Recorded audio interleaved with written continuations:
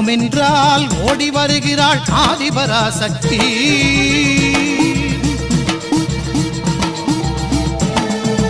ஓம் என்றால் ஓடி வருகிறாள் ஆதிபராசக்தி. ஆம் என்றால் ஆடி வருகிறாள் ஆதிபராசக்தி. நாமம் சொன்னால் நன்மை தருவாள் ஆதிபராசக்தி. நாமம் சொன்னால் நன்மை தருவாள் ஆதிபராசக்தி. பாதம் தொட்டால் பாவம் தீர்ப்பாள் ஆதிபராசக்தி. அன்னை ஆதிபராசக்தி.